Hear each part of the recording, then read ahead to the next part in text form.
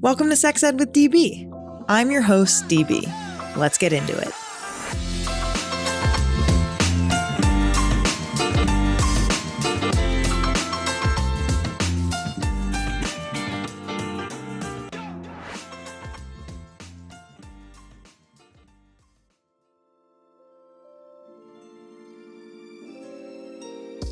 Valentine's Day doesn't have to suck if you're single. In fact, you can be the main event. I'm DB from Sex Ed with DB, teaming up with Talia from Dating Intentionally for a 4-day all-inclusive retreat in Palm Springs, California, from February 12th to 15th, 2026. This is just for single women and femmes, and there are only 12 spots. Think: heated pool, hot tub, pickleball, all your meals included with a private chef, yoga, cocktails and mocktails, and juicy workshops to help you get crystal clear on your dating life, values, and pleasure. The waitlist is open right now.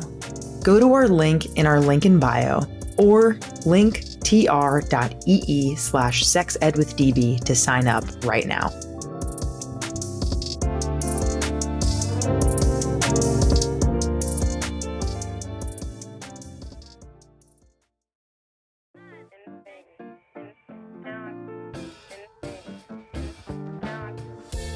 Hi everyone, DB here with a best of episode highlighting some of our faves from this past season. Season 12 has been such a joy to make, especially in times like these.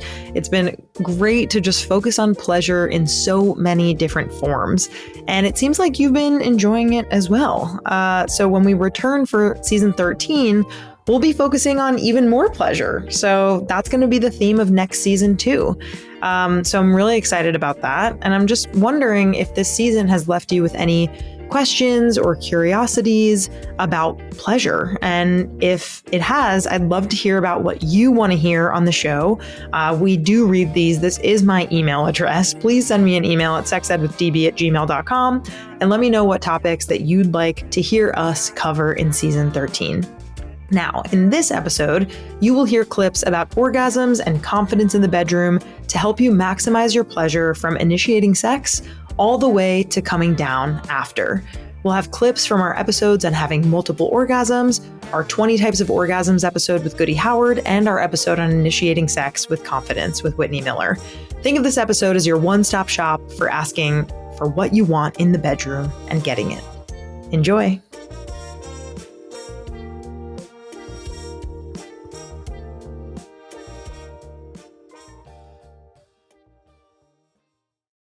What is a tiny, underrated way to show that you're in the mood? In our house, we use honorifics. So I don't know if that's a quick and dirty. So it's like a code language. So my wife she has a nickname for when I want to play like that. So if I call her baby girl, she knows I'm in a spicy mood. Oh, wow. Okay. So it's kind of like you're bringing in role play to your everyday life in a sense of that's the beginning of the role play, perhaps. Absolutely. Well, it's like, are you in the sexy headspace? And if she calls me babe instead of my honorific, then I know that she's in a different headspace. So I can be like, oh, are you hungry, maybe sleepy, later. tired? You know, I can ask like, how else can I be supportive?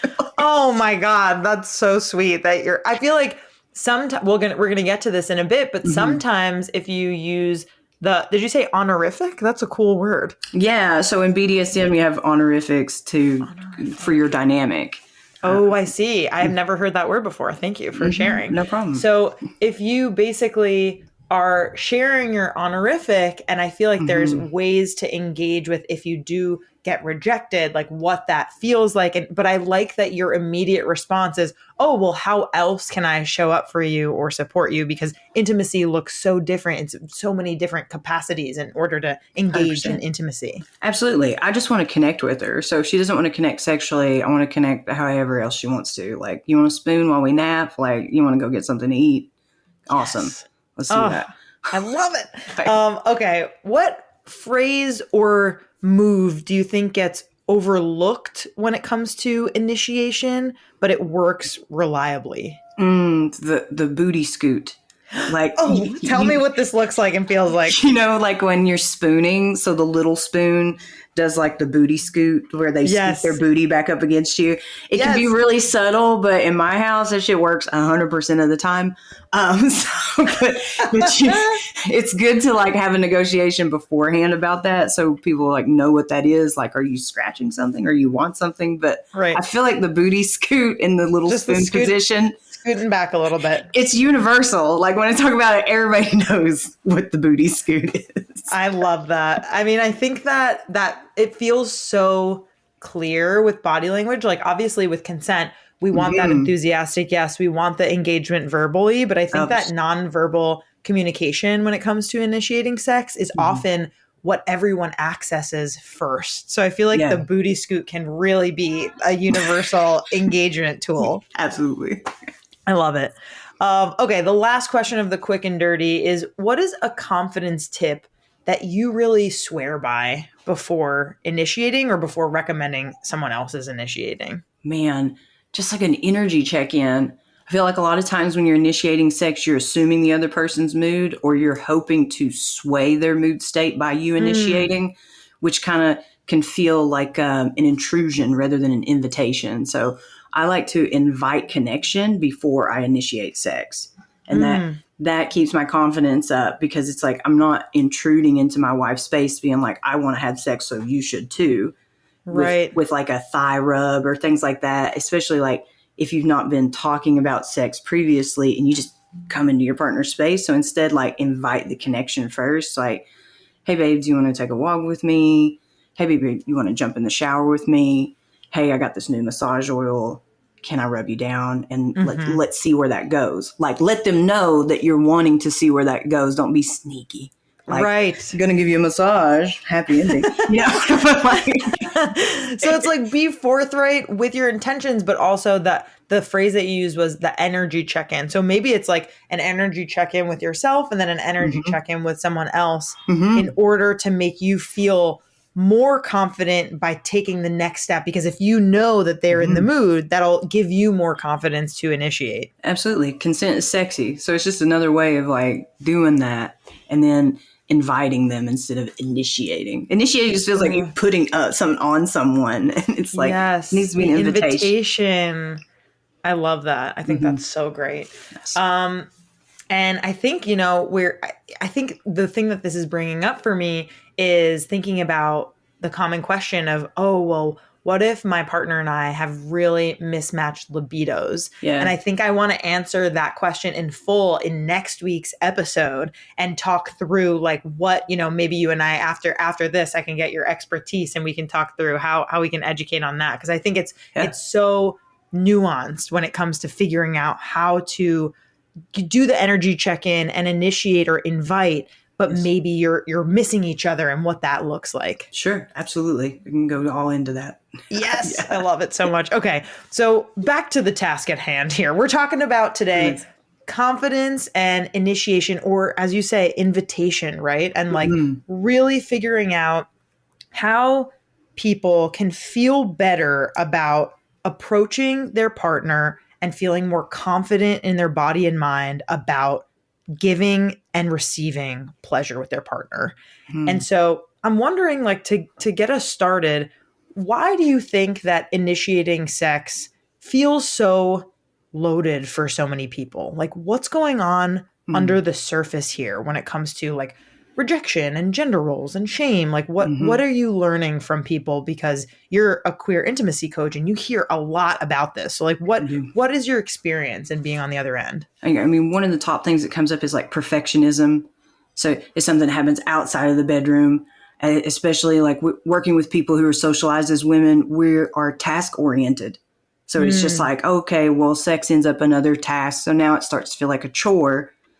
And then you start to lose yourself in it being a chore, because then it starts to bleed over into codependency and emotional enmeshment. So it's like this thing that you only have desire for if it gives you yourself pleasure has become something that you've made about somebody else to the extent that you don't get any pleasure out. So it all just feels like effort and no pleasure. Wow. Okay. I'm still stuck on this perfectionism piece and this task orientedness because I think there's so much there that I could really. It's a whole episode. It's a whole episode. But okay. So in terms of the perfectionism piece, so Yes. do you hear from people that like, I feel like I'm going to get something wrong and therefore it stifles me to initiate with my partner? 100%. Wow. They're worried they're going to get it wrong. Two, they're worried that their partner is going to feel pressured.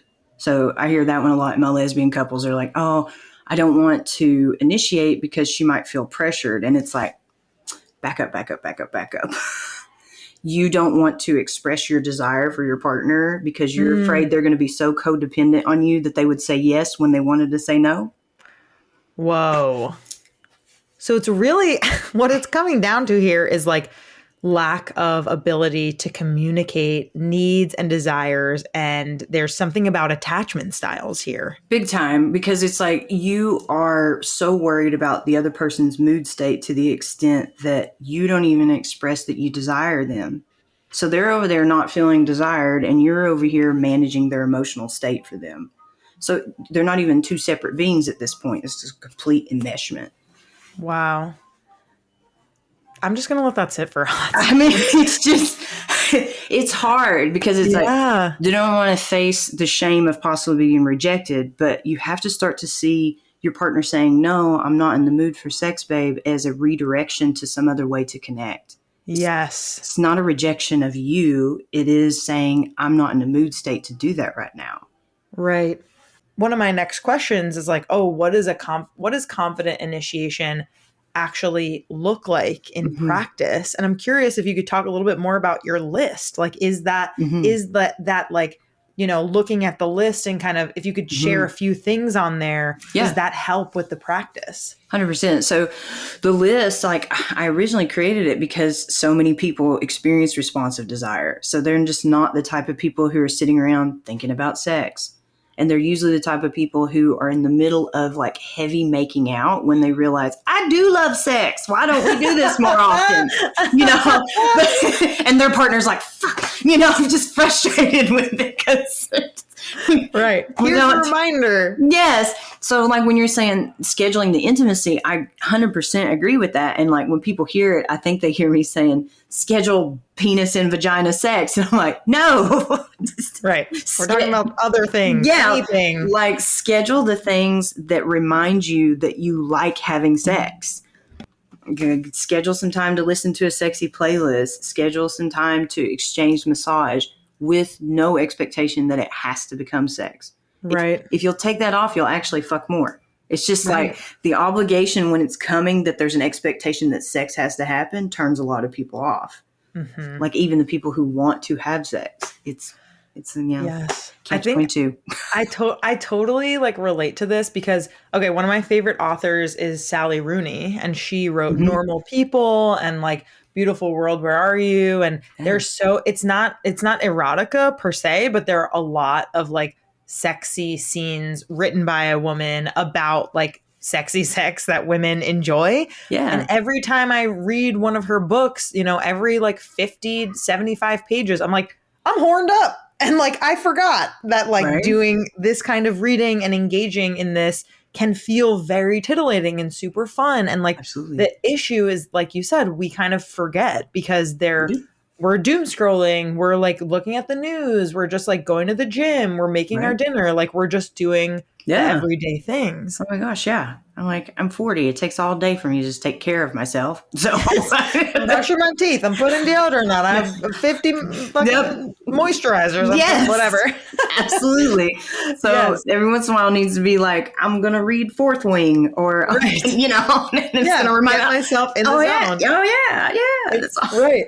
So it sounds like for you, like the list of like how to like confidently initiate more has to do with like prep work that you're doing in order to engage with your partner. Absolutely. It helps boost your confidence because you've already done the work to make sure that your minds are in the same place. So now when you invite their body, they're there. It can make a response easier. So like on the list, there's like cooking together, dancing together. Like this is putting you in harmony with each other. So you're already on the same page. The problem is when you jump from your page of I'm ready to have sex and assume that that's going to jerk your partner over, it just usually doesn't work.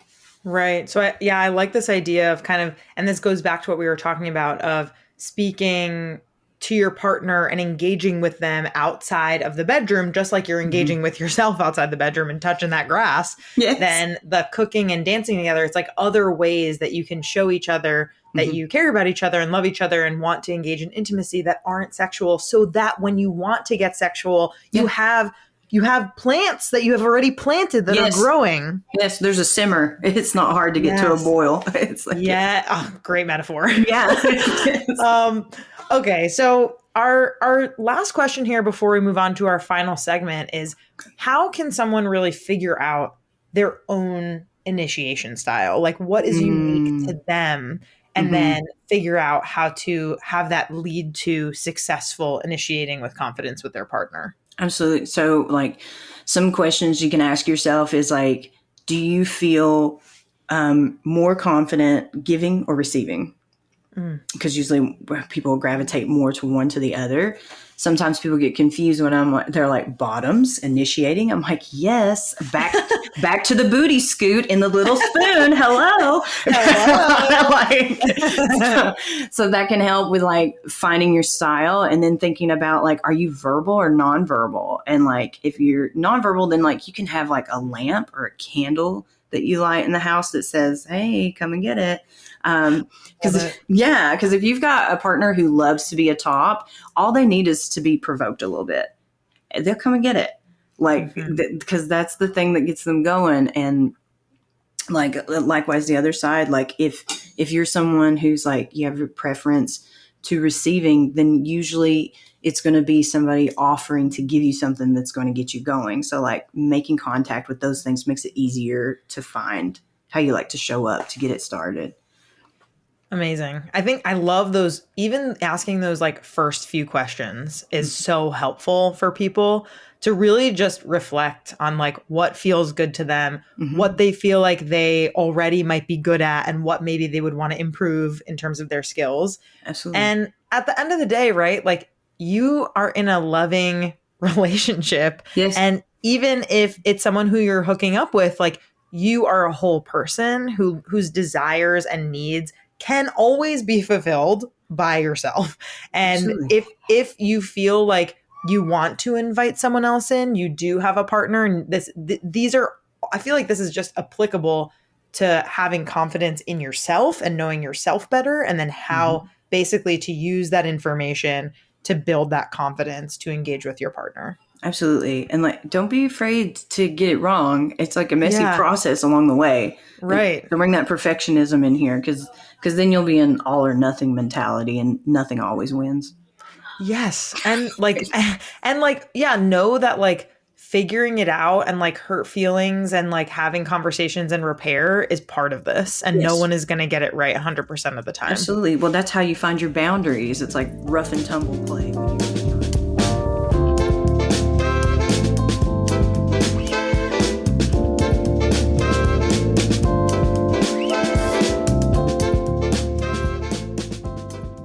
Before getting into the tips for how you're going to try this at home, let's bust a few myths, and then I want to share what a couple of sex educators have to say about this. So, myth number 1, if I can't have multiple orgasms, something's wrong with me. False. Everybody's body is different, and some people experience one really intense orgasm and are completely satisfied by that, and that's amazing, and that's great. And pleasure is not a contest. So you don't need to go for multiples unless it's something that you're engaged with and just interested in. No pressure. And again, another myth, only women or people with vulvas can have multiple orgasms. Nope. Anyone can potentially train their body for multiples. It just might look different depending on anatomy. Now, a couple quotes from sex educators. So Erica Moen, who's amazing and the creator of Oh Joy Sex Toy, talks about orgasms like a delicious buffet. You don't have to go back for seconds, but if you want to, you should feel empowered to explore what gets you there. I really love that so much. And amazing Dr. Emily Nagoski, who's been on the podcast, author of Come As You Are, really reminds us that context is everything. So feeling safe and comfortable and emotionally present really makes every kind of orgasm more accessible and more likely to be repeatable. In the episode, which we'll link in the show notes, where she was on just talking about like the secrets to good sex with your partner, that's relevant here. If you feel safe and you trust your partner and your friends and you're laughing and you are scheduling sex and feel like you're in a good zone, that's going to make every kind of multiple orgasm experience that you have more accessible. Now, let's give you some tips for exploring those multiples. These are DB approved tips. Don't rush the first orgasm. Ride the wave, take your time, don't crash it. So if you want to get in that zone of being able to achieve multiples, take your time and let the first one come. No pun intended. Take deep breaths and relax. Conscious rhythmic breathing really allows you to feel present and in the moment. Keep that stimulation going. Even if it's slight after the first climax, especially if it's clitoral or G-spot focused, continue using that toy. Try the magic wand or a suction toy or something really effortless to continue that stimulation. If you're with your partner, communicate with them. Tell them what feels good, when you need a break, when you're ready for more. Let them in on how to help you receive the kind of pleasure you want to receive. And remember that lube is your best friend, especially if you're using an insertable toy. You don't want to get any micro tears. If you are using a toy that's glass or metal, I recommend using Uberlube. If you're using a silicone toy, make sure you're using a water-based lube. But yeah, perfect for playing. Make sure that you have enough lube.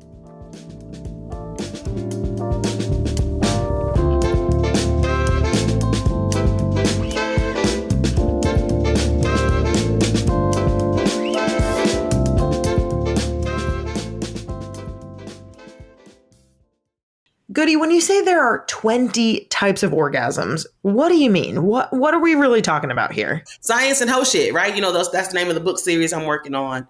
And science has not yet caught up with ho shit, right? Like there are only a few medical books that even include the clitoris. So right.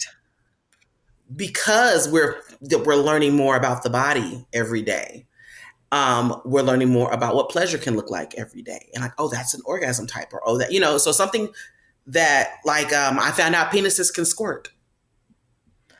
They can. Not even like seminal fluid or, ejaculate, like a whole nother kind of fluid. Since when? When did this begin?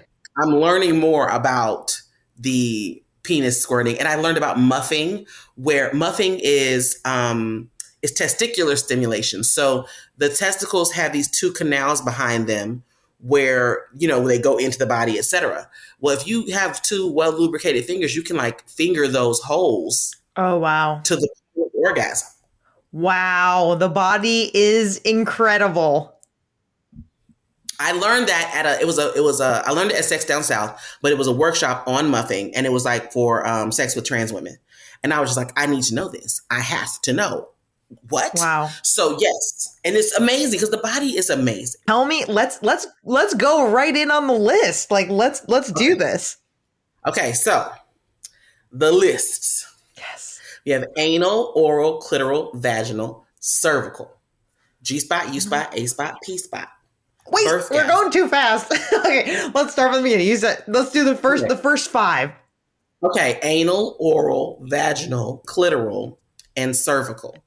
Okay. Ooh, okay. Cervical is a really interesting one. Okay. All right, continue.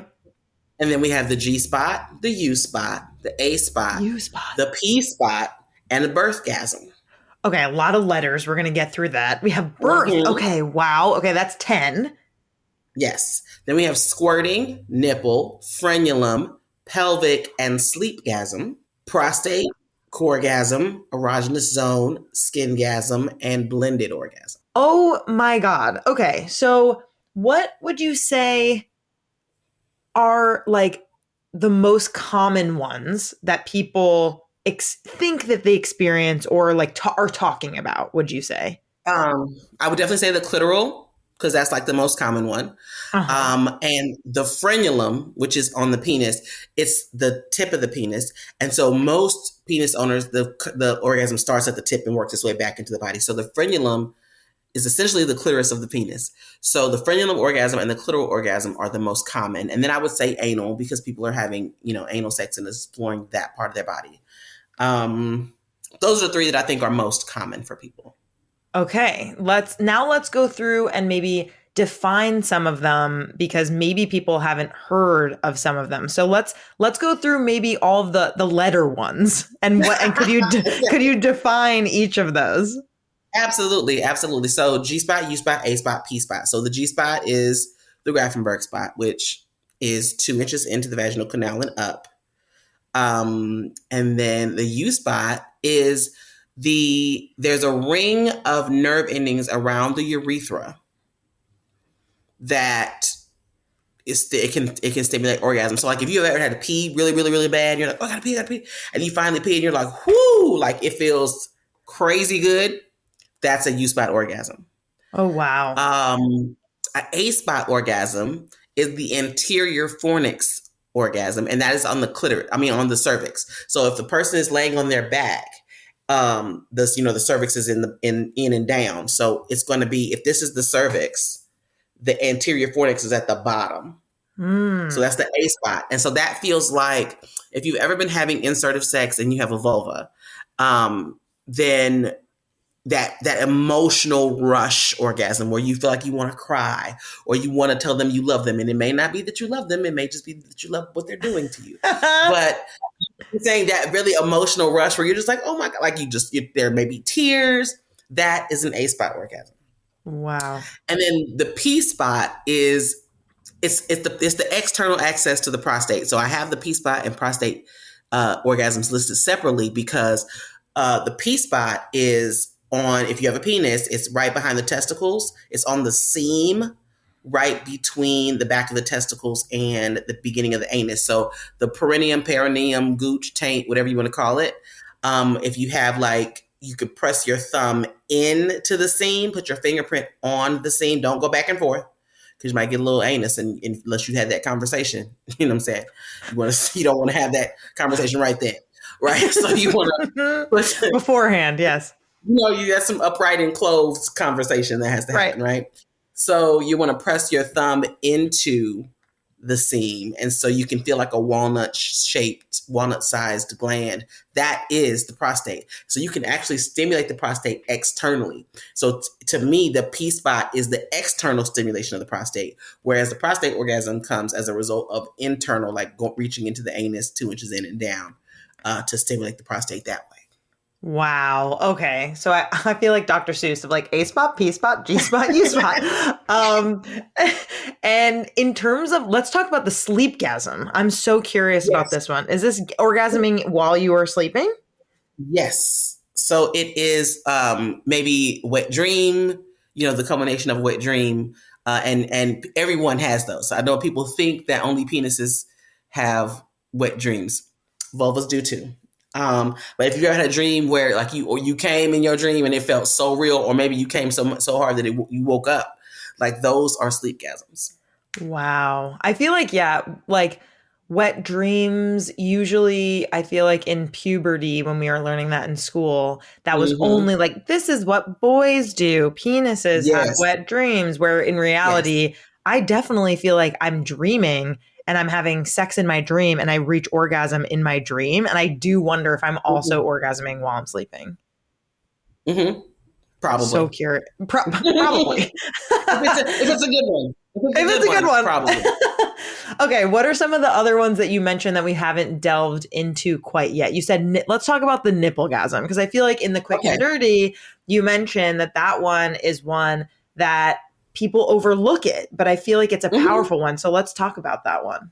So nipple orgasms they're not easy to achieve, but they are achievable as long as you have nipples. And most people have nipples outside of medical intervention, right? And so the nipples are attached to the same part of the brain as the genitals. Fun fact. Wow. So stimulating the nipples, arousal, there can even be a release of fluid from the nipples, even in people with penises during this sort of stimulation and climax period. But it can be stimulated with, the mouth. You can do all kinds of stuff. Manual stimulation, clit sucking toys make great nipple sucking toys. Mm-hmm. I think I tell people when I talk about the rose, I always mention that it makes a great nipple sucking toy. Yes. And I think people don't really understand the nipple orgasm, but it's like I said, the nipples are attached to the same part of the body, same part of the brain as the genitals. And so they react the same way to stimulation. And so essentially it's just being connected to your body, being aware of your pleasure and enjoying the interaction that you're having. Yes. And why do you think that there is just like shame around nipple stimulation, or people just don't know that it feels as good? Like, what do you think is around it being overlooked? I think it's just an unawareness. I think nipples are part of foreplay, but I don't think people understand that nipples can also be included in orgasm. I think it's sort of like on the trail on the road trip. It's a stop on the road trip to the orgasm town, right? So they're not viewing it as, a suburb of orgasm town. They're viewing it as, the world's biggest yarn on the road trip on the way, right? So I think if we included it more, especially people with vulvas, I think we're very aware that our nipples include a certain level of pleasure for us. What I'm coming to discover for more masculine centered folks is that because nipples are typically feminized in our culture because, we use them to feed babies and they're on the end of big boobs and all of that. Mm-hmm. Masculine folks don't typically engage in nipple play. They won't ask for it because of the feminized, understanding of nipples, but they won't stop you once they realize how good it feels either. So, understanding, like just ask them, are you cool with trying it? Consent is key. And then once they realize how good it feels, you're not going to have to you won't have to have a whole conversation about it ever again. But I think they'll know. Yeah, they'll know. I think I think masculine folks often limit what their accesses to pleasure could be, just probably as a result of, some sort of homophobic undertones that our society still has. But yeah, I think nipple orgasms, I think it's just an awareness and kind of maybe believing that it could be pleasurable kind of thing. But, feminine folks know. The femmes know. The masks, not so much. Yes. Okay. What maybe, you're talking about culture now, which is so like part of this and like part of some of the questions that we have here. But what are three other ones that you mentioned that we are going to go through at the end of our interview? What are three other ones from the list? Vaginal. Oh Pelvic. yeah. Oh, and birthgasm.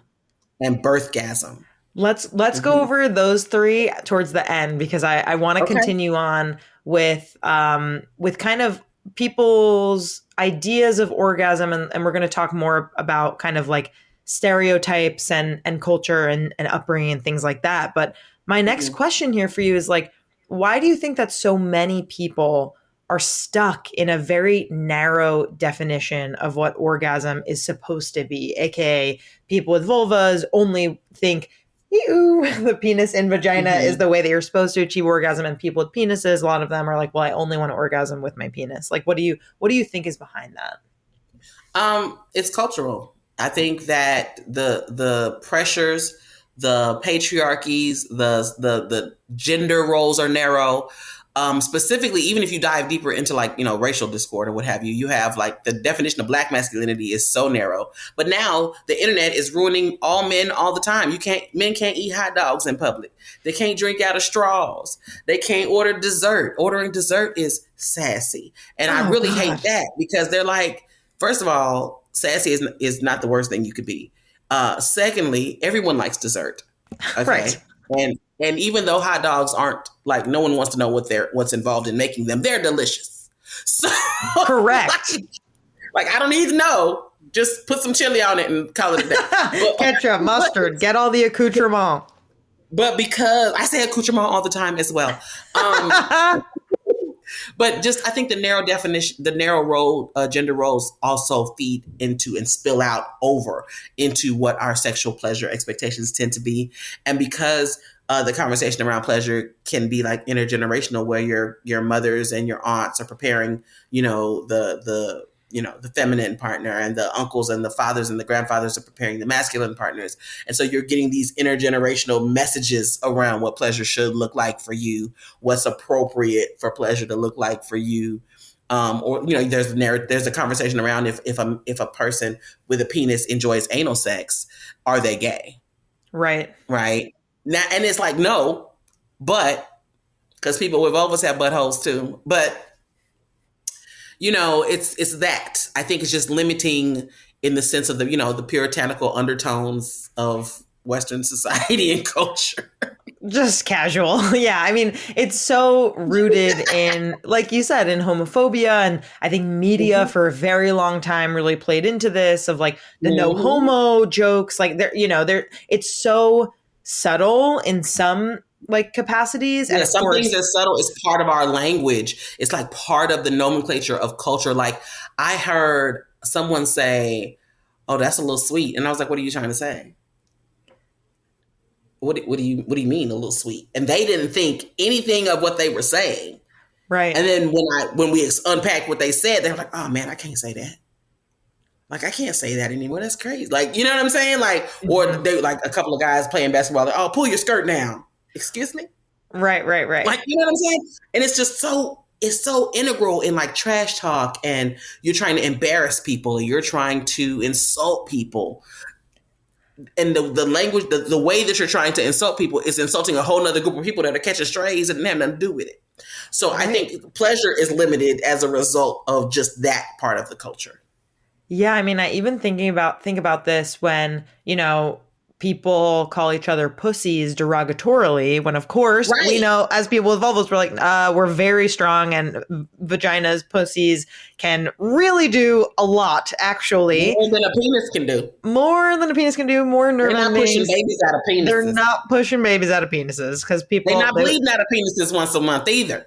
Exactly. Sing it. Like, y'all not doing nothing but peeing and coming. And that's it. That's all. And maybe squirting now that we're finding out that penis is squirting. Squirting now. Yes. You know what I'm saying? It's because what happens really is it's aligning with a feminine. And because feminine is the worst thing you could possibly be as a man, which perpetuates a whole nother lane of, missia and phobia. Like it's just, I think it's all interconnected. It really is. Completely. So we've gotten a few, well, more than a few, a lot actually over the years of like listener messages, right? Of people being like, I have never had an orgasm, or I don't know if I've had an orgasm, or I don't know what counts, or people saying like, okay, like I did feel like a peak, but it went away quickly. Or there's a lot of confusion, I feel like, that people have around like what is an orgasm in their own body, especially if they were taught that masturbation was so wrong at a young age that they stopped doing it, or they didn't do it until they're later in life.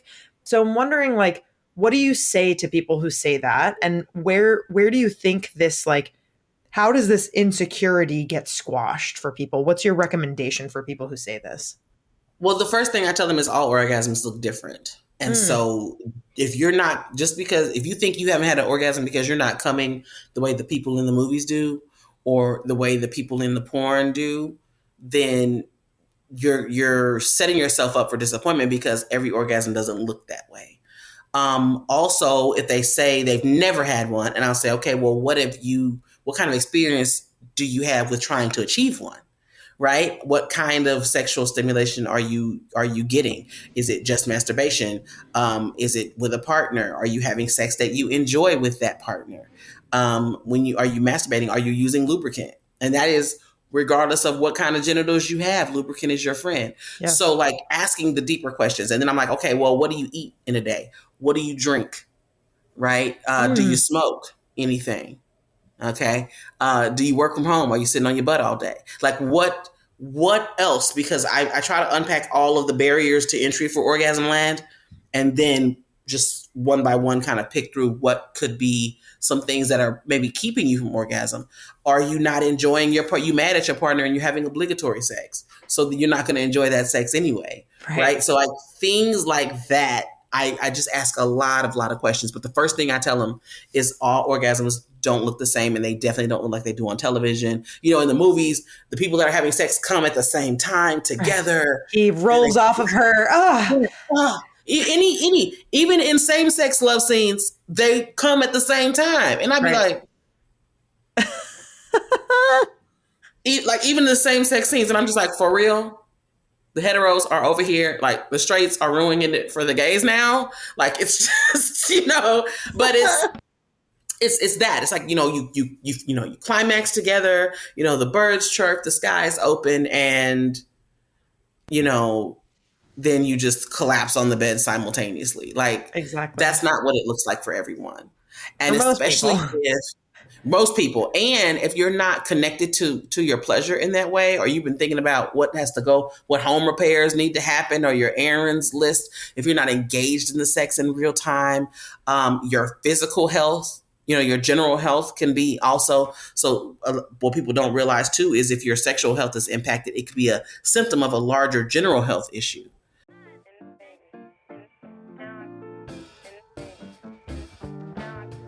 Thank you so much for joining me for this Best Of episode.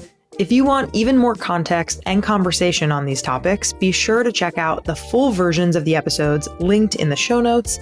And if you're feeling nervous about asking for what you want in the bedroom or trying to have more orgasms with a partner, try using this episode as a conversation starter. Send it to a partner, let them know what resonated with you. There is no shame in taking baby steps and building your confidence, and it is my absolute pleasure to help. Can't wait to bring y'all even more episodes on pleasure in our upcoming season. Next week, we have another Best Of episode, Best Of Masturbation, so look out for that. Love y'all, and we will be back with new content very soon.